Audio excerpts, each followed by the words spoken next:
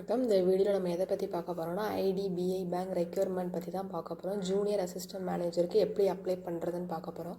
First அதுக்கான website நம்ம open பண்ணிக்கணும். ஐடிபிஐ ரெக்யூர்மெண்ட் 2025 இருக்கும். அதை கூகுளில் போய் நம்ம சர்ச் பண்ணி அதை டைப் பண்ணோன்னா இப்படி ஒரு வெப்சைட் ஓப்பன் ஆகும். இதில் போய் கரண்ட் ஓப்பனிங்ஸ் அப்படின்னு இருக்கும். ஐடிபிஐ பேங்க் கரண்ட் ஓப்பனிங்ஸ் அப்படின்னு ஒரு வெப்சைட் இருக்கும். அதை நம்ம கிளிக் பண்ணணும். கிளிக் பண்ண உடனே இப்படி ஒரு வெப்சைட் நமக்கு பேஜ் நமக்கு ஓப்பன் ஆகும். கரண்ட் ஓப்பனிங்ஸ் இதில் அலர்ட்னு இருக்கும். அதை நம்ம க்ளோஸ் பண்ணிக்கணும். க்ளோஸ் பண்ண உடனே IDBI bank current openings requirement of junior assistant மேனேஜர்னு இருக்கும். ஃபஸ்ட்டு அதை நம்ம கிளிக் பண்ணணும். கிளிக் பண்ணதுக்கப்புறம் அதில் டீட்டெயில் அட்வர்டைஸ்மெண்ட் அப்படி இல்லைனா அப்ளை ஆன்லைன் இருக்கும். இதை பற்றி டீட்டெயிலாக அட்வர்டைஸ்மெண்ட் அதில் கொடுத்துருப்பாங்க. அதை ஓப்பன் பண்ணணும். ஒரு பிடிஎஃப் ஓப்பன் ஆகும். அதை பார்த்து நம்ம எப்படின்னு தெரிஞ்சுக்கலாம். நெக்ஸ்ட்டு அப்ளை ஆன்லைன் இருக்கும். அதை கிளிக் பண்ண உடனே இப்படி ஒரு பேஜ் ஓப்பன் ஆகும். இந்த பேஜில் first open of the registrations March 1, registrations அப்ளிகேஷன்ஸோட end 12 March 12. Closure of the editing application டீட்டெயில்ஸும் March 12 தான். Last date of printing your applications 27 March. Online fee payment March 1லேருந்து March 12 வரைக்கும் நம்ம பண்ணிக்கலாம் அப்படின்னு டீட்டெயில்ஸ் கொடுத்துருப்பாங்க. நெக்ஸ்ட் இந்த சைடில் நம்ம இப்போ தான் ஃபஸ்ட் டைம் ரெஜிஸ்ட்ரேஷன் பண்ண போகிறோம் அப்படின்னா click here for new registrations.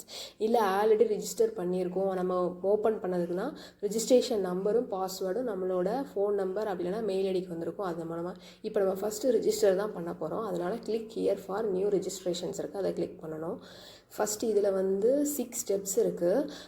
Basic information, photo and signatures, details, preview, uploads and payment. First basic information. Basic இன்ஃபர்மேஷனில் நம்ம இன்ஃபர்மேஷன்ஸ் என்னவோ நம்மளுடைய பேசிக்கான இன்ஃபர்மேஷன்ஸ் எதுவோ அதுவாக நம்ம ஃபில் பண்ண போகிறோம். ஃபஸ்ட்டு நம்மளோட நேம் டைப் பண்ணிக்கணும். மிடில் நேம் இருந்துச்சுன்னா மிடில் நேம் டைப் பண்ணிக்கணும்.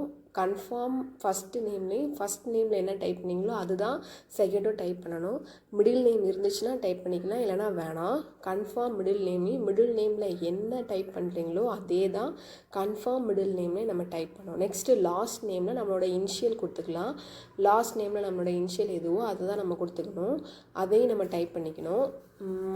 ஃபஸ்ட்டு நம்மளோட இன்ஃபர்மேஷன்ஸ் எல்லாமே நம்ம நேம் எல்லாமே கரெக்டாக டைப் பண்ணிக்கணும். ஒன்ஸ் டைப் பண்ணி நம்ம நெக்ஸ்ட் ஸ்டெப் போயிட்டோன்னா நம்மளால் திருப்பி எடிட் பண்ண முடியாது. அதனால் நம்மளோட நேம்ஸ் டீட்டெயில்ஸ் எல்லாமே கரெக்டாக கொடுத்துக்கணும். ஃபுல் நேம் இதிலே நமக்கு ஆட்டோமேட்டிக்காக டிஸ்பிளே ஆகிடும். நெக்ஸ்ட்டு மொபைல் நம்பர், அதே மாதிரி confirm mobile number, alternate number எதுவோ அதுவும் நம்ம கொடுத்துக்கலாம். மொபைல் நம்பரும் நம்ம கரெக்டாக கொடுக்கணும். மொபைல் நம்பருக்கு தான் நம்மளுடைய ரெஜிஸ்ட்ரேஷன்ஸ் ஐடி பாஸ்வேர்டு எல்லாமே வரும். அதனால் நம்ம மொபைல் நம்பரை கரெக்டாக கொடுத்துக்கணும். நெக்ஸ்ட் நம்மளோட இமெயில் ஐடி டொமைன் நேம் நம்ம ஜிமெயில், ஹாட்மெயில் எதுனாலும் கொடுத்துக்கலாம். நம்மளோட மெயில் ஐடியை நம்ம டைப் பண்ணிக்கணும்.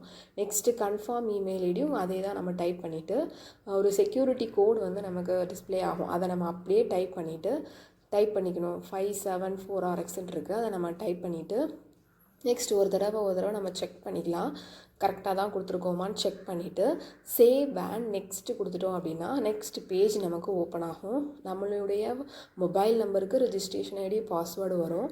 அதையும் நம்ம சேவ் பண்ணி வச்சுக்கணும். அதுதான் நமக்கு மெயின். அதை வச்சு தான் நம்ம அடுத்தால நெக்ஸ்ட் டைம் நம்ம பேஜுக்குள்ளே போகணுன்னா அதை வச்சு தான் நம்ம உள்ளே போகணும். நெக்ஸ்ட்டு சேவ் அண்ட் நெக்ஸ்ட்டு கொடுத்தோன்னே ஃபஸ்ட்டு நெக்ஸ்ட்டு அப்லோட் பண்ண வேண்டியது ஃபோட்டோவும் நம்மளுடைய சிக்னேச்சரும் தான். ஃபோட்டோ 20 கேபிலேருந்து 50 கேபிக்குள்ளே தான் இருக்கணும். நம்மளோட தம்ப் இம்ப்ரெஷனும் அதே மாதிரி 20 கேபிலேருந்து 50 கேபிக்குள்ளே இருக்கணும். ஹேண்ட் ரைட் டிக்ளரேஷனும் எப்படி இருக்குதுன்னு அதில் கொடுத்துருக்காங்க. பிடிஎஃப் ஃபார்மேட்டில் எல்லாமே கொடுத்துருக்காங்க.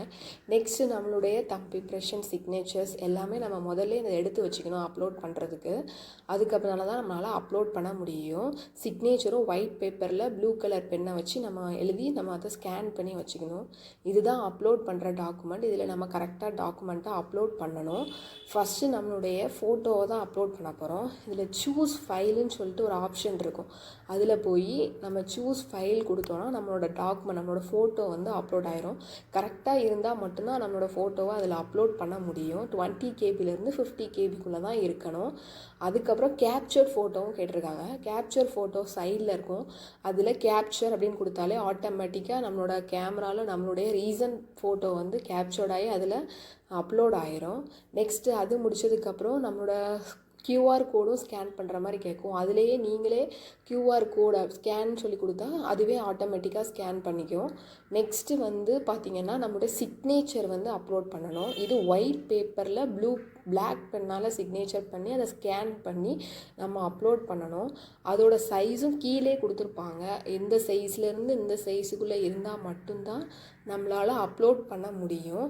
ஃபஸ்ட்டு வந்து என்ன சைஸில் இருக்கணும் கொடுத்துருப்பாங்க. அந்த சைஸ் படி தான் நம்ம அதை அப்லோட் பண்ணணும். எல்லாமே அப்லோட் பண்ணி முடித்ததுக்கப்புறம் ஐ கன்ஃபார்ம் சொல்லி நம்ம அந்த சின்ன பாக்ஸில் இருக்கும் அதை டிக் கொடுக்கணும். டிக் கொடுத்தா மட்டும்தான் அதுக்கப்புறம் நம்ம நெக்ஸ்ட்டுங்கிற ஆப்ஷன் போகும், இல்லைனா போகாது.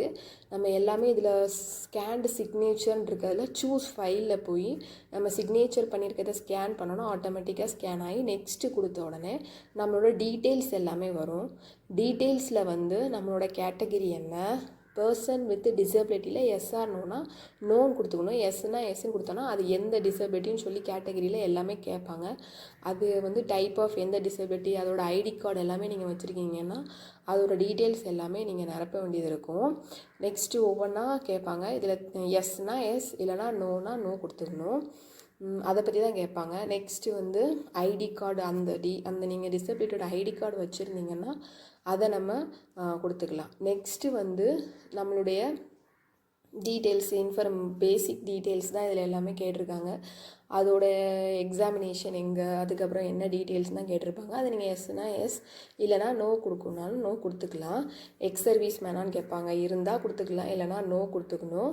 அதுக்கப்புறம் வந்து எந்த இடத்துல வந்து நீங்கள் இருக்கிறீங்க அது நம்ம கொடுத்துக்கணும். ஸ்டேட் என்ன, சிட்டிசன்ஷிப், அதுக்கடுத்தது நம்ம 2 ஐடி கார்டு நம்பர் கேட்பாங்க. ID card number 1, ID card number 2, அதோட நம்பர் என்ன அதுவும் நம்ம டைப், ஆதார் கார்டோ டிரைவிங் லைசன்ஸோ ஓட்டர் ஐடியோ ஏதாச்சும் ஒரு ஐடி கார்டு. நெக்ஸ்ட்டு பர்சனல் டீட்டெயில்ஸில் டேட் ஆஃப் பர்த் என்ன, ஜெண்டர் என்ன, ட்வின்ஸாக இல்லையா, மேரிட்டல் ஸ்டேட்ஸ், உங்களோட ஃபாதர் நேம், உங்களோட மதர் நேம், அதுக்கப்புறம் spouse name, address of correspondence, எந்த அட்ரஸில் இருக்கீங்களோ அந்த அட்ரஸ். அதில் ஒரு சின்ன பாக்ஸில் நம்ம டிக் கொடுத்தோன்னா சேம் அஸ் த அட்ரஸ்ன்னு வந்துடும். அதையே நம்ம கொடுத்துக்கலாம். நம்மளோட பர்சனல் இன்ஃபர்மேஷன்ஸ் தான் அதில் வந்து பேசிக்கான இன்ஃபர்மேஷன்ஸ் தான் ஃபில்லப் பண்ணுற மாதிரி தான் கேட்டிருக்காங்க. நெக்ஸ்ட்டு எல்லா டீட்டெயில்ஸுமே கொடுத்ததுக்கப்புறம் ஒரு தடவை செக் பண்ணிக்கணும், நம்ம அட்ரஸ்லாம் கரெக்டாக கொடுத்துருக்கோமா இல்லையா அப்படின்னு சொல்லி நம்ம ஒரு தடவை செக் பண்ணிக்கலாம்.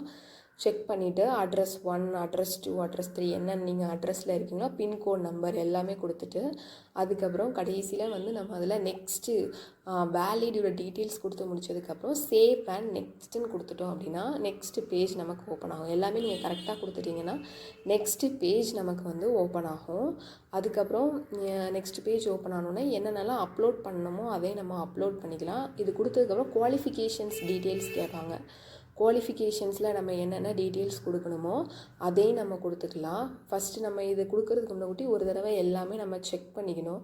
ஃபஸ்ட் நம்ம எல்லாமே கரெக்டாக தான் கொடுத்துருக்கோமா, நேமு டீட்டெயில்ஸ் எல்லாமே கரெக்டாக கொடுத்துருக்கோமான்னு சொல்லிட்டு ஒரு தடவை நம்ம செக் பண்ணிக்கலாம். ஃபஸ்ட்டு டேட் ஆஃப் பர்த்து, அதுக்கப்புறம் நம்மளுடைய ஜெண்டர், அதுக்கப்புறம் ஐடி கார்டு நம்பர்ஸ் வந்து ஆதார் கார்டு கொடுத்துருக்கீங்களா இல்லை டிரைவிங் லைசன்ஸ் கொடுத்துருக்கீங்களான்னு சொல்லி நம்ம ஒரு தடவை செக் பண்ணிவிட்டு அதோட நம்பரையும் ஒரு தடவை செக் பண்ணிக்கணும். ஒன்ஸ் நம்ம சேவ் அண்ட் நெக்ஸ்ட்டு கொடுத்துட்டோம் அப்படின்னா அதுக்கப்புறம் நம்மளால் எடிட் பண்ண முடியாது. அதனால் கொடுத்துருக்கிறது எல்லாமே கரெக்டான டீட்டெயில்ஸ் கொடுத்துருக்கீங்களான்னு ஒரு தடவை நீங்கள் நல்லா செக் பண்ணிக்கோங்க. அதுக்கப்புறம் வந்து டிசபிலிட்டியில் வந்துச்சுன்னா அதோட ஐடி கார்டு நம்பரையும் கரெக்டாக நீங்கள் கொடுத்துக்கோங்க. அவங்க கண்டிப்பாக செக் பண்ணுவாங்க. எல்லா டீட்டெயில்ஸுமே கரெக்டாக கொடுத்து முடித்ததுக்கப்புறம் நீங்கள் என்ன பண்ணணும் அப்படின்னா நம்ம வந்து அடுத்து குவாலிஃபிகேஷன்ஸ் டீட்டெயில்ஸ் அண்ட் அதோட எக்ஸ்பீரியன்ஸ் தான் கேட்பாங்க. சேவ் அண்ட் நெக்ஸ்ட்டு கொடுத்துட்டிங்கன்னா குவாலிஃபிகேஷன்ஸ் டீட்டெயில்ஸ் என்ன அப்படின்னு சொல்லிட்டு அது ஆட்டோமேட்டிக்காக வரும்.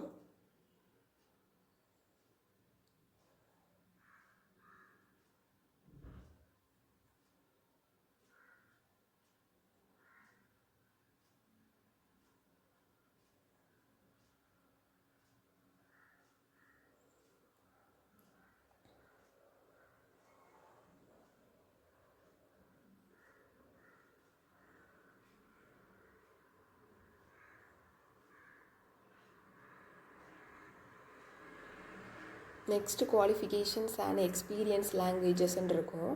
அதுதான் நம்ம கொடுக்கணும். எக்ஸ்பீரியன்ஸில் என்ன இருக்குதோ அது நம்ம கொடுத்துக்கலாம். எக்ஸ்பீரியன்ஸ் இருந்துச்சுன்னா கொடுத்துக்கலாம், இல்லைனா நமக்கு தேவையில்லை.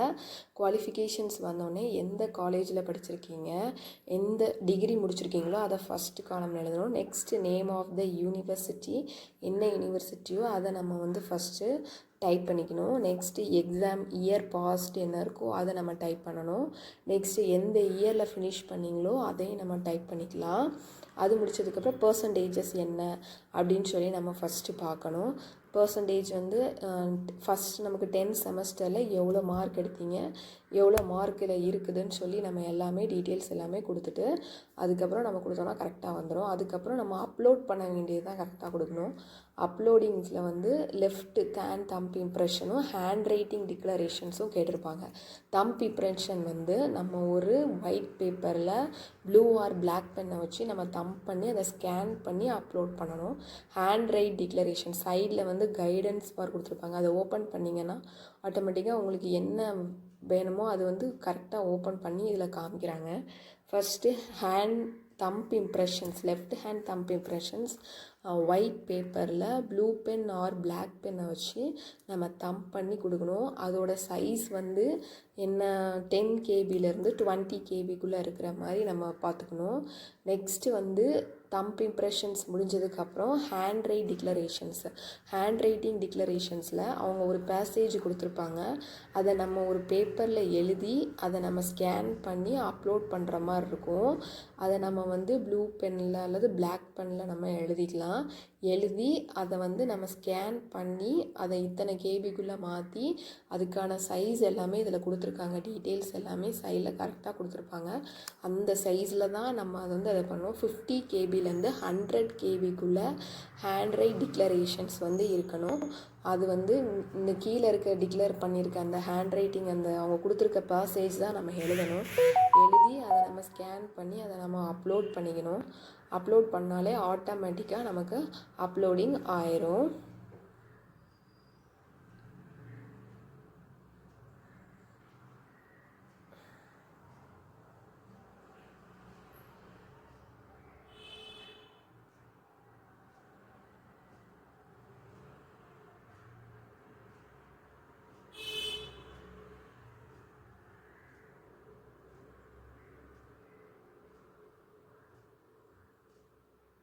அப்லோடிங் டாக்குமெண்ட்ஸ் ஆனோடனே நம்மளோட பேஜஸ் எல்லாமே ப்ரிவ்யூ ஆகும்.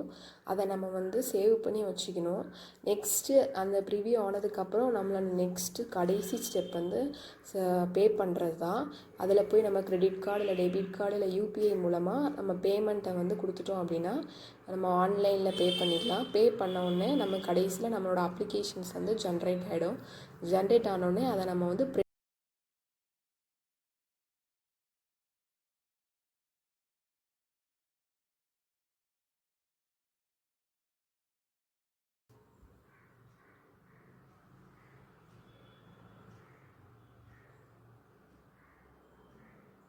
தான் 6 ஸ்டெப்ஸு. இதில் நம்ம ஃபஸ்ட்டு அப்லோட் பண்ணி முடிச்சதுக்கப்புறம் பேமெண்ட் பண்ணியாச்சு. பேமெண்ட் பண்ணதுக்கப்புறம் நம்மளோட ப்ராசஸ் எல்லாமே முடிஞ்சிச்சு.